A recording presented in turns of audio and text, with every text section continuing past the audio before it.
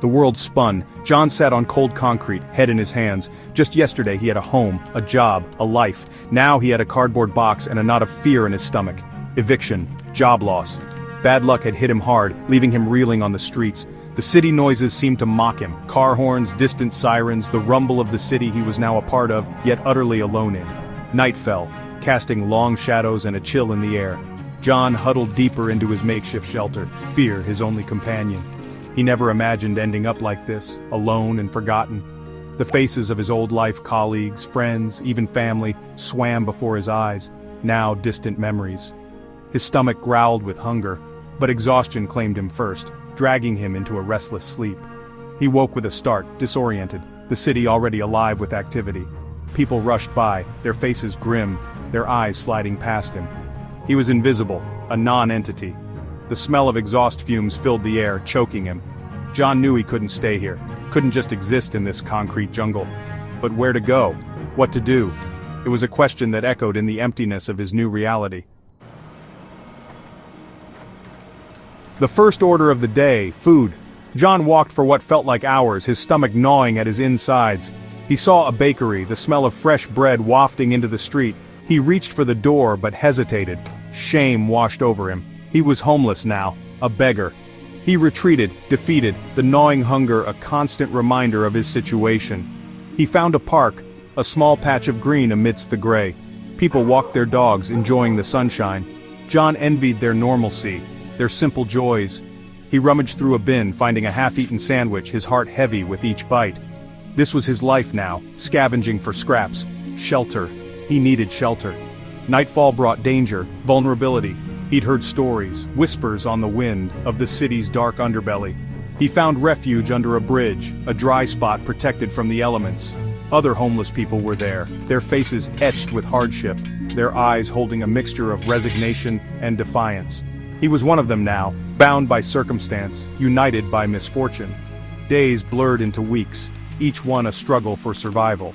John learned the rhythm of the streets, the best places to find food, the shelters that offered a warm meal and a temporary escape from the cold. He learned to navigate the city's underbelly, to avoid danger, to make himself invisible. But with each passing day, a spark of hope flickered within him. He was surviving, and as long as he was surviving, he could hope for something more. The city was a kaleidoscope of humanity, a mix of kindness and cruelty, indifference and compassion. There were those who looked through him, their faces blank, their steps hurried. He was invisible to them, an inconvenience. Their indifference stung, a cold reminder of his invisibility. Then, there were the others. The woman who bought him a cup of coffee, her smile warm and genuine. The young man who offered him a sandwich, his eyes filled with a kind of understanding that surprised John. These small acts of kindness, these brief moments of human connection, were like beacons of hope in his darkness. He met others like him, lost souls navigating the streets. They shared stories, shared food, shared a common bond of survival. They were a community of sorts, united by their misfortune, supporting each other through the darkness.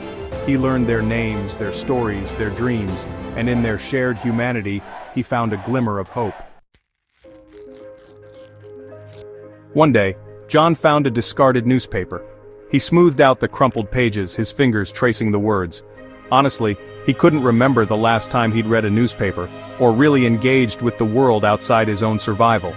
He spent the day lost in the news, in stories of other people's lives, their triumphs, and their tragedies. It was, a brief escape, a reminder that there was a world beyond the streets. Later he found a free library, a haven of books and quiet. He devoured books on history, on philosophy, on art. He filled his mind with knowledge, with beauty, with hope. The library became his sanctuary, a place where he could escape the harsh realities of his life and just lose himself in the world of ideas. He started drawing again, sketching portraits of the people he encountered on the streets, the kind, the cruel, the indifferent. He captured their humanity, their struggles, their resilience. His art became his voice, a way to express the unspoken, to share his story with the world. John's story is not unique. It's a story repeated countless times on the streets of our cities and towns and villages across the world. Homelessness is a complex issue with no easy solutions. But one thing is clear. A little kindness can go a long way. A smile, a kind word, a hot meal. These small acts of compassion can make a world of difference in the life of someone experiencing homelessness. They can restore dignity, ignite hope, and remind someone that they are not invisible, that they matter. Volunteer at a local shelter, donate to organizations working to combat homelessness, or simply offer a helping hand to someone in need. Every act of kindness creates a ripple effect, spreading compassion and understanding throughout our communities. Let's work together to build a world where everyone has a place to call home, a world where no one is left behind.